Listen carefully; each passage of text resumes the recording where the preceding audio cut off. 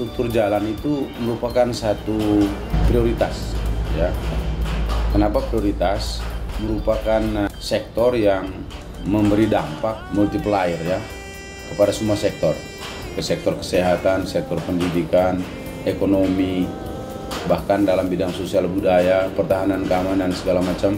Jadi itu dia penting dan itu memang mempunyai multiplier fungsi dengan yang lain-lain. Itu yang pertama. Yang kedua, kalau kita menggunakan bahasa-bahasa yang ada pada orang-orang desa, seperti saya kemarin pergi di Riau Barat, mereka menyatakan bahwa daram itu lapar, ya.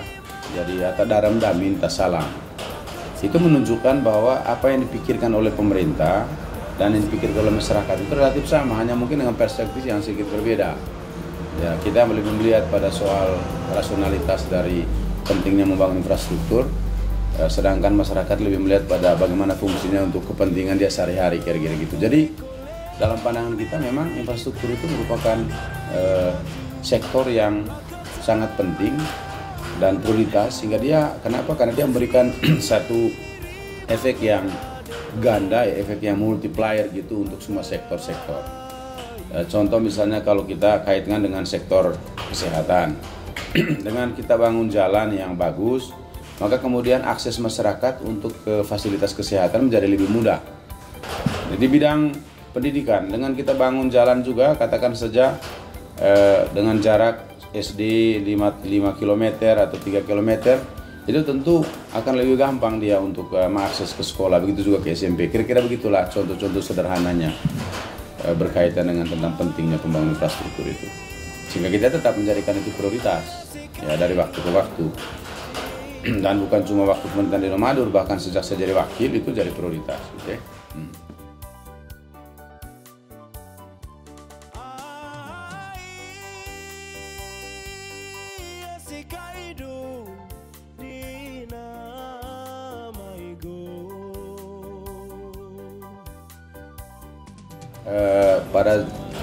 Pada zaman saya dan Pak Victor itu, sebagaimana saya sampaikan tadi, infrastruktur jalan itu tetap menjadi prioritas. Nah, misalnya di rencana pembangunan jangka menengah 5 tahun periode 2016-2021, waktu itu di awal tahun itu kita menetapkan target untuk bangun jalan atau peningkatan jalan. Peningkatan jalan itu adalah bangun jalan aspal baru itu 500 kilo. Gitu. Tapi sampai hari ini itu kemudian capaiannya hanya 64%, yaitu 323 kilo. Pertanyaannya kan sekarang kenapa? Itu nanti kita bisa jawab. Kemudian yang kedua, di bidang pemeliharaan, untuk pemeliharaan jalan. Target kita waktu itu adalah dalam catatan saya itu kurang lebih 300 kilo juga. 300 kilo. Lalu kemudian sampai dengan sekarang pemeliharaan jalan itu baru mencapai kurang lebih 210 kilo lah, 208 sampai 210 kilo. Itu artinya capaiannya itu mencapai angka 69%. Nah, kenapa target yang kita tetapkan di 5 tahun pertama di awal RPJMD dan kemudian realisasi selama 4 tahun bahkan 5 tahun nanti hanya di bawah 100%? Itu sebenarnya karena asumsi-asumsi kita pada awalnya berkaitan dengan sumber-sumber pembiayaan itu dalam perjalanan itu ada yang meleset. Contoh misalnya di 2020 ini itu terjadi refocusing anggaran. Sehingga demikian yang kita rencanakan dari awal dengan target sekian kilo itu lalu kemudian dirasionalisasi lagi, direfocusing lagi untuk duitnya masuk di dalam BTT. Kemudian dari pusat juga tidak ada transfer dan itu ada hubungan pembangunan jalan, pemeliharaan jalan. Yang paling saya kasih contoh misalnya kita tahun ini misalnya kita rencana bangun jalan dari hot mix dari lanjutan dari Longos, jalan Pater Stanis Ograbe, lanjutan Longos ke Borik 8 miliar. Tapi karena corona lalu kemudian itu tidak ditransfer dan tidak jadi, dibatalkan oleh Kementerian Keuangan. Ini salah satu contoh tentang kenapa kemudian target yang kita tetapkan 5 tahun awal lalu kemudian dalam perjalanan tidak tercapai. Antara lain inilah faktor-faktornya. Itu satu. Yang kedua, sebenarnya juga kalau dilihat dari sisi sumber-sumber keuangan kita dari waktu ke waktu itu memang antara target yang kita tetapkan 5 tahun awal dengan kemampuan keuangan selama tahun berjalan setelah kita evaluasi, itu memang target lebih tinggi daripada kemampuan uang. Nah, oleh karena itu itulah yang kemudian saya beberapa kali juga dalam pertemuan dengan Pak Gub mendiskusikan sharing pengalaman provinsi, bagaimana provinsi juga mengalami hal yang sama sebetulnya, di mana antara target-target untuk menyelesaikan infrastruktur jalan provinsi di seluruh Nusa Tenggara Timur ini dengan ketersediaan sumber daya keuangan yang 6,5 triliun itu tidak bisa mencukupi. Nah, dari situlah kemudian gubernur berdiskusi dengan para bupati dan menginspirasi untuk bagaimana kita melakukan pinjaman. Ada beberapa kabupaten yang sudah running. Nah, ini juga yang saya sudah mulai running, mudah-mudahan tahun 2020 ke 2021 ini kita mengambil jalan itu juga, mengambil langkah itu untuk mempercepat pembangunan infrastruktur, entah itu rehab atau pembangunan baru, dengan kita memanfaatkan kesempatan pinjaman dari PT SMI. Dan Pak Gub itu sudah kemarin juga datang untuk kemudian menyampaikan ini kepada kita, kepada saya, untuk bagaimana itu berpikir dalam rangka untuk bisa memenuhi kebutuhan pembiayaan dengan cara pinjam, dan itu boleh dan itu sah. Nah, sepanjang itu bisa berjalan sesuai dengan aturan perundang-undangan, kenapa tidak? Kan begitu ya. Karena itu juga merupakan sebuah satu mekanisme, satu cara yang bisa dilakukan oleh pemerintah daerah, dan beberapa kabupaten sudah mulai melaksanakan itu.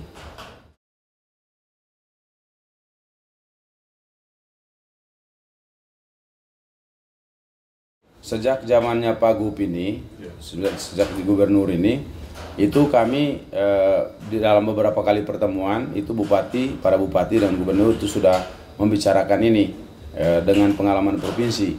Karena provinsi sekarang juga dengan tingkat kebutuhan untuk memperbaiki jalan provinsi di seluruh Nusa Tenggara Timur yang jumlahnya cukup banyak, itu tidak bisa dengan APBD yang normal. Oleh karena itu, beliau melakukan sebuah terobosan dengan pinjaman, dan itu menginspirasi para bupati-bupati juga untuk melakukan pinjaman, gitu. Nah, misalnya sekarang gubernur punya target seluruh jalan-jalan provinsi itu selesai tahun 2022 paling lambat, 2021, 2022. Itu dari mana duitnya? Itu antara lain dari pinjaman itu. Jadi misalnya Labuan Bajo sekarang itu prioritas, kenapa? Karena itu juga ada hubungan dengan pengembangan pariwisata. Labuan Bajo ini salah satu destinasi unggulan dan sudah ditetapkan oleh Perpres, sehingga dukungan-dukungan pembiayaan dari pusat, provinsi, bahkan juga kalau kabupaten punya gitu, itu kemudian itu dalam rangka untuk mendandani Manggarai Barat, Labuan Bajo untuk bisa menjemput target-target pariwisata itu. Kemudian Manggarai Timur, kenapa Manggarai Timur? Karena tingkat kerusakan jalan provinsi Manggarai Timur itu sudah sangat parah. Misalnya dari LR itu sudah tidak bisa dilewati lagi dengan kendaraan, sehingga demikian gubernur juga tahu mana prioritas. Sedangkan untuk Manggarai tahun 2021 itu sudah mulai ada alokasi. Kurang lebih seperti itu. Kita terinspirasi dan hasil diskusi kita dengan semua para bupati dengan gubernur itu, lalu kemudian Manggarai juga sudah memikirkan untuk melakukan hal yang sama.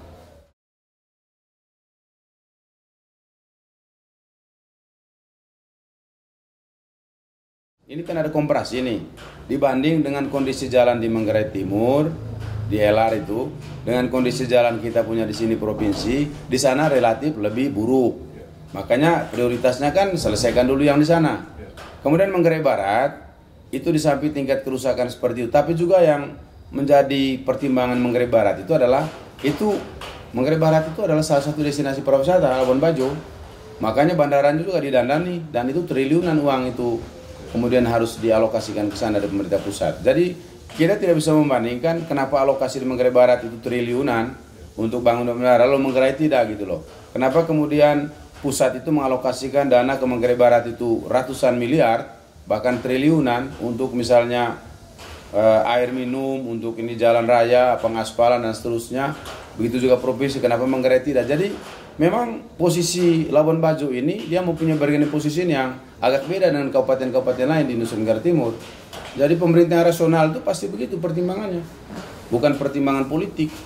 Jadi kalau orang melihat dari sisi pertimbangan politik, justru itu terbalik, itu keliru, gitu, itu salah gitu. Apalagi kalau pertimbangan-pertimbangan yang ya katakan saja pertimbangan hubungan kedekatan dan seterusnya kayak gitu-gitu.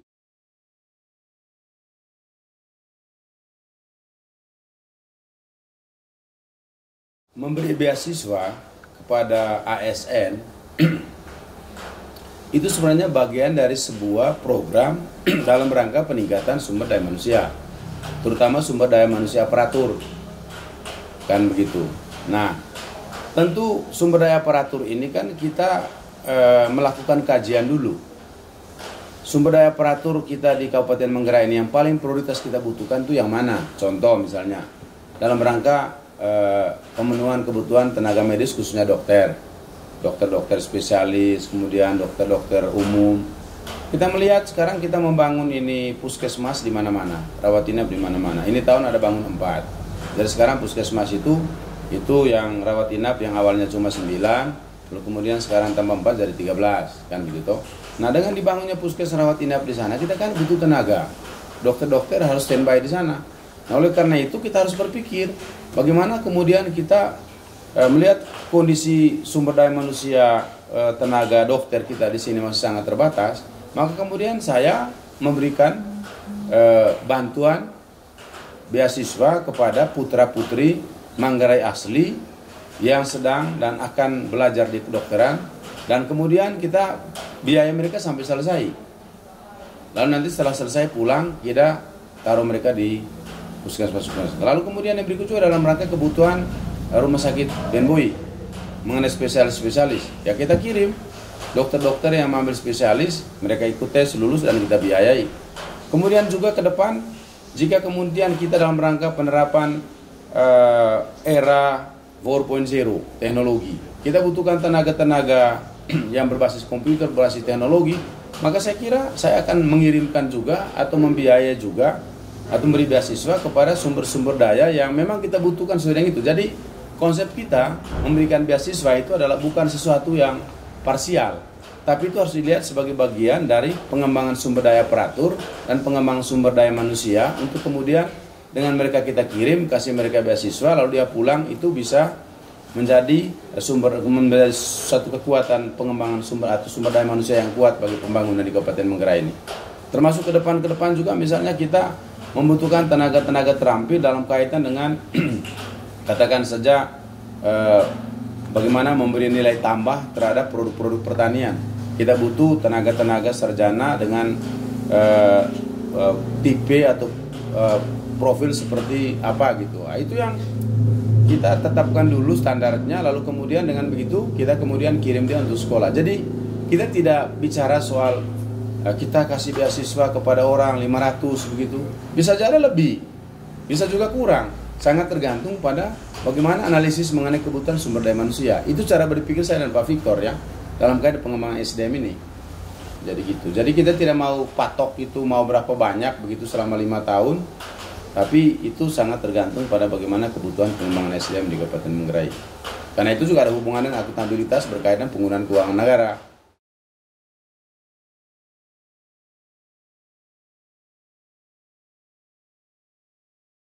Jadi secara objektif begini, sejak saya dilantik jadi Bupati tahun 2016, saya tahu bahwa jumlah guru negeri ASN dengan yang guru komite ini jauh lebih banyak guru komite.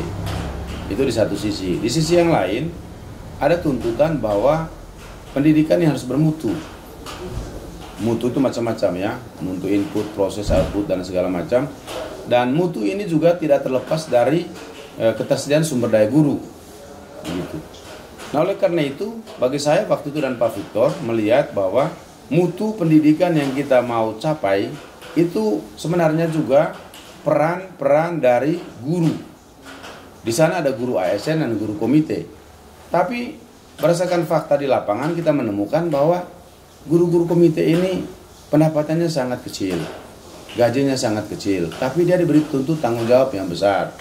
Ya mungkin juga karena saya ini pernah jadi guru ya, menjadi dosen 21 tahun, jadi saya tahu tentang bagaimana tanggung jawab dari seorang guru, seorang dosen terhadap proses pembelajaran itu, bagaimana menghasilkan anak didik. Nah, dalam situasi objektif dan pertimbangan seperti itu, saya melihat bahwa Mari kita coba melihat APBD kita dan berpikir untuk memberikan sedikit mereka tambahan penghasilan. Sehingga sejak 2016 kita mulai memberikan tambahan penghasilan kepada guru, tenaga operator, dan administrasi. Waktu itu kurang lebih sekitar 2.800-an lah ya. Nah, kemudian setelah itu berjalan nih. Lalu dalam perjalanan kita dapat rezeki. Nah, ada peningkatan pendapatan, kita tambah lagi.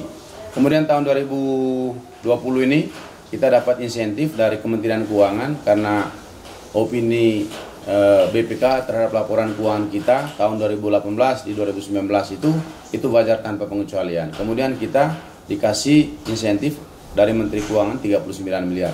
Dari 39 inilah kemudian kita bagi 19 miliarnya untuk tambahan penghasilan ASN dan guru-guru komite, sedangkan 20M-nya itu kita bawa ke belanja langsung untuk membangun infrastruktur. Jadi dari situlah kemudian kita beri tambahan kepada para guru-guru ini, termasuk guru-guru yang 900 orang guru yang 2020-an sebelumnya itu belum pernah dapat tamsil. Nah, bagaimana ke depan? Dengan pertimbang objektif yang sama, maka saya kira perhatian saya kepada guru-guru komite ini itu sebenarnya tidak berubah. Bahkan dalam rencana saya dan Pak Victor, ya guru-guru komite yang memenuhi syarat untuk diangkat P3K, kita P3K kan. Di guru komite ini ada yang sudah umurnya 35 tahun ke atas. Kemudian itu tidak bisa jadi pegawai negeri lagi. Jadi saya harus berpikir bagaimana mereka nasibnya, sudah mengajar jadi guru komite 10 tahun, bahkan ada lebih dari 10 tahun. Lalu kemudian mereka tidak bisa jadi ASN. Jadi saya harus berpikir bagaimana kemudian mereka ini, kita harus berpikir nasibnya, antara lain peluang-peluang mereka untuk di P3K kan. Jadi itu berpikirnya. Jadi kita tidak sedang berpikir saja untuk menaikkan dia punya tamsil, tapi kita berpikir juga bahwa undang-undang ada ruang yang dibuka untuk mereka bisa jadi P3K, pegawai pemerintah dengan kontrak kerja. Nah, ini yang saya pikirkan.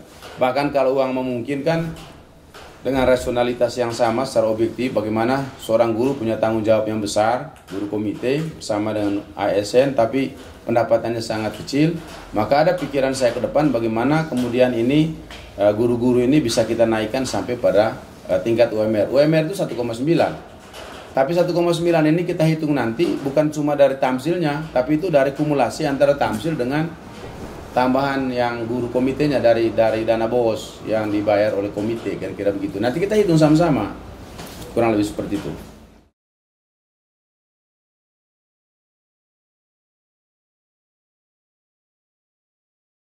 Jadi pengembangan sumber daya manusia di saya punya visi misi itu adalah prioritas. Ya, begini, pengembangan SDM dalam konsep saya dan Pak Victor itu dalam satu life cycle kehidupan manusia.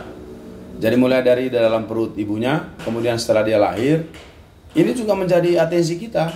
Jadi bagaimana ibu hamil itu juga menjadi atensi kita dalam cara berpikir pengembangan SDM. Oleh karena ibu hamil ini harus pastikan kesehatannya, kemudian gizinya dan seterusnya. Makanya di puskesmas khusus sekarang itu, di rumah-rumah, di kampung-kampung yang ada ibu hamil, itu dikasih bendera, ada satu kain di depan rumahnya itu, di situ ada kain hijau, kain kuning, dan kain merah. Kalau hijau itu berarti ibu yang hamil itu semuanya baik. Tapi kalau kuning ada beberapa hal yang perlu ada intervensi. Sedangkan kalau merah itu artinya perlu ada perhatian khusus. Itu adalah salah satu contoh tentang bagaimana cara berpikir kita bahwa sumber daya manusia itu sebenarnya kita urus mulai dari kandungan mamanya. Kemudian setelah dia lahir, pada usia balita, di sini bicara soal stunting.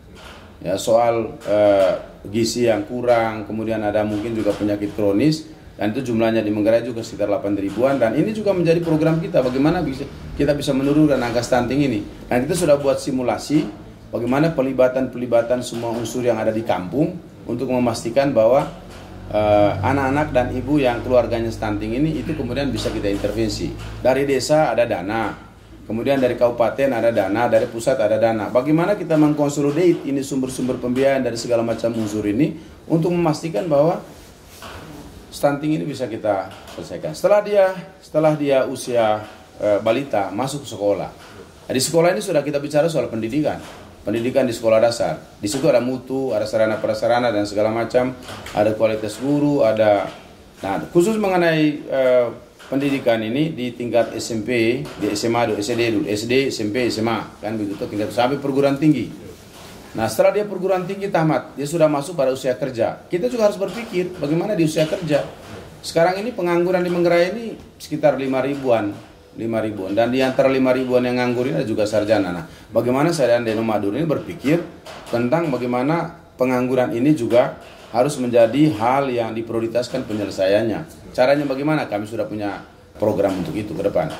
Lalu kemudian setelah dia bekerja, dia menjadi lansia, ya usia dewasa lansia, ini juga menjadi perhatian kita. Jadi pengembangan SDM itu dalam satu life cycle kehidupan manusia, mulai dari dalam kandungan mamanya sampai dia usia lansia gitu. Kurang lebih seperti itu. Jadi tidak parsial kita.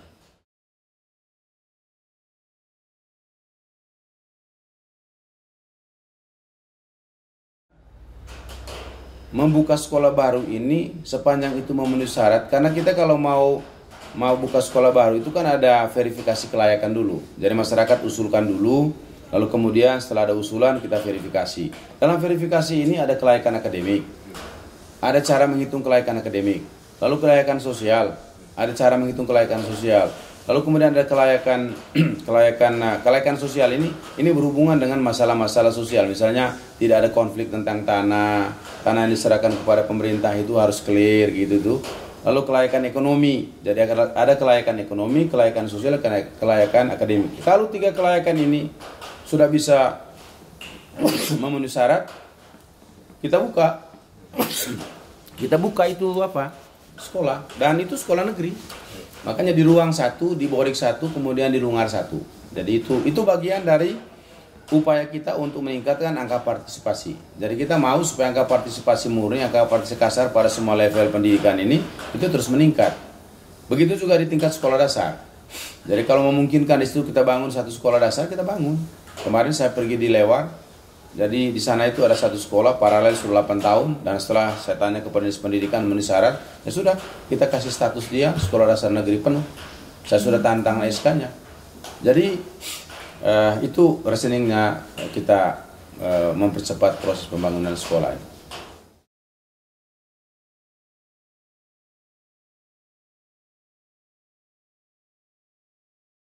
Kalau soal Santo Paulus, Unika Santo Paulus ini, ya saya ini mungkin karena saya ini dibesarkan dalam kultur perguruan tinggi ya. Jadi saya tahu tentang bagaimana kalau sebuah perguruan tinggi hadir di sebuah kota, maka bagaimana kemudian kehadiran institusi itu memberi dampak terhadap macam-macam hal. Misalnya secara ekonomi, kalau ada universitas di sini, maka saya kira cash flow itu uang yang capital flight itu ya, uang yang lari keluar karena kita harus kirim uang ke anak kita di Jakarta, di Surabaya dan seterusnya, bisa kita cegah ya. Jadi sehingga uang itu beredar di sini gitu. Itu secara ekonomi. Jadi di sini juga ada kos-kosan bisa hidup, kemudian warung-warung makan juga bisa bertumbuh dan berkembang dan seterusnya. Lalu kemudian juga biaya-biaya pendidikan juga sedikit lebih murah karena orang tua hanya membiayai saja, katakan saja di Kota Luteng ini hanya membiayai uang sekolahnya saja, sedangkan biaya penginapan dengan orang tua dan seterusnya makan minum juga begitu. Jadi itu satu pertimbangan saya pada saat itu. Sehingga sejak saya jadi wakil bupati, saya memang intens berdiskusi dengan semua unsur di Universitas Santo Paulus untuk bagaimana kemudian STKIP ini dia bisa naik status menjadi universitas. Nah, salah satunya waktu itu adalah STIKES. Nah, mendirikan sekolah tinggi ilmu kesehatan itu sebenarnya itu kan butuh persiapan. Nah, saya waktu itu memberikan dukungan secara nyata ketika setiap saat ada tim visitasi dari Jakarta dalam rangka persiapan STIKES, saya selalu hadir. Untuk apa? Untuk memberikan keyakinan kepada mereka-mereka dari Jakarta bahwa ada pemerintah daerah bersama dengan Yayasan Santo Paulus di sini untuk kemudian kita bisa meng-create untuk ada ini universitas. Mereka tanya, ada lab tidak? Saya bilang ada. Kemudian dukungan tenaga-tenaga untuk mengajar. Ya sudah, ada tenaga-tenaga S2 di ASN, saya punya dinas kesehatan, itu bisa kita bisa bantu untuk mengajar di sana. Lalu kemudian juga waktu itu kita sempat kasih hibah untuk bantu pembangunan laboratorium yang sekarang menjadi ruang kelas di Fakultas Pertanian dan Kesehatan itu. Itulah antara lain dukungan konkret kita ya terhadap, karena bagi saya sebenarnya hadirnya universitas ini bukan untuk kepentingan bukan untuk kepentingan bupati, tapi untuk kepentingan seluruh rakyat Manggarai, bahkan seluruh rakyat Manggarai Raya ini. Jadi saya kira itu manfaatnya untuk generasi berikut juga saya kira sangat besar sekali. Nah, saya masih ingat satu ketika waktu tim visitasi dari Jakarta itu untuk mereka mau bangun itu asrama yang di belakang kantor pertanahan itu. Waktu itu kan belum ada jembatan. Lalu tim dari Jakarta mengatakan, "Pak, bagaimana kami mau bangun ini sementara jembatan tidak ada?" Saya waktu itu ekstrim mengatakan, "Kalau Anda punya, besok bangun, saya hari ini bangun jembatan." Kira-kira ekstrimnya begitulah. Maksudnya saya akan menjamin bahwa ketika ini jadi, maka saya akan bangun jembatan. Dia tanya lagi soal listrik. Bagaimana listrik? Saya jelaskan bagaimana ketersediaan sumber daya listrik. Dia tanya lagi soal bagaimana air, karena ini ada 3 lantai kalau nggak salah di sana itu. Itu bagaimana dengan ini air? Saya jelaskan tentang sumber daya air. Saya bilang air Kota Ruteng ini sumbernya 2. Ada dari Kuskupan, dari SOS, kemudian ada juga dari PDAM. Jadi kalau misalnya tidak cukup dari Kuskupan, ya kita bisa supporting dari PDAM, kira-kira begitu waktu itu. Itulah contoh-contoh sederhana tentang bagaimana komitmen Pemda untuk kemudian memberikan dukungan nyata untuk kemudian Santo Paulus ini menjadi universitas. Dan puji Tuhan beberapa waktu lalu ya, jadi dia sudah menjadi universitas. Tinggal ke depan kita akan support lagi karena dia akan menjadi salah satu institusi yang membanggakan kita semua di Kabupaten Manggarai ini. Bahkan dalam rencana saya ke depan, saya akan bermitra dengan Unika Santo Paulus ini untuk melakukan evaluasi ya, evaluasi terhadap semua program-program pembangunan kita. Karena kita juga bisa melakukan itu di birokrasi, di pemerintahan, tapi dilihat dari sisi kemampuan, dilihat dari sisi pengalaman dan seterusnya, itu teman-teman dari perguruan tinggi yang lebih mampu itu melakukan analisis berkaitan dengan evaluasi program. Sehingga demikian dengan adanya Santo Paulus ini, maka itu juga akan menjadi mitra Pemda untuk melakukan aktivitas pembangunan ke depan, termasuk juga berkaitan pelatihan guru. Itu juga ada Unika Santo Paulus dan kita bisa kerjasamakan dan seterusnya gitu.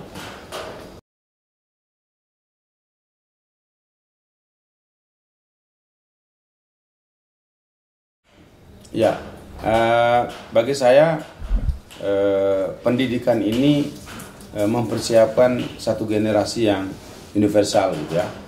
Jadi dengan dia sekolah, lalu kemudian nanti selesai sekolah, maka sebenarnya dia bisa melakukan apa saja. Ya, karena di sekolah itu sejak dia SD, SMP, SMA, bahkan sampai di perguruan tinggi, sebenarnya di sana dia dilatih untuk bagaimana berpikir sistematis, berpikir rasional, bagaimana memecahkan masalah dan seterusnya. Nah, dengan kemampuan seperti itu, hidup ini kan pasti dia menemukan berbagai persoalan. Tapi dengan bekal ilmu pengetahuan melalui pendidikan, maka saya kira itu adalah merupakan modal yang dia bisa gunakan untuk bisa menyelesaikan masalah-masalah kehidupan di kemudian hari. Sehingga pendidikan menurut saya sangat penting gitu. Jadi tidak harus kemudian selesai sekolah lalu menjadi ASN, karena sekarang formasi untuk jadi ASN juga sangat terbatas. Tetapi ilmu pengetahuan yang dia miliki itu merupakan modal bagi dia untuk kemudian dia bisa menyelesaikan masalah dalam kehidupannya. Karena memang di sana diajarkan juga tentang itu, menyelesaikan soal problem solving berkaitan dengan kehidupan sosial yang dihadapi oleh setiap orang.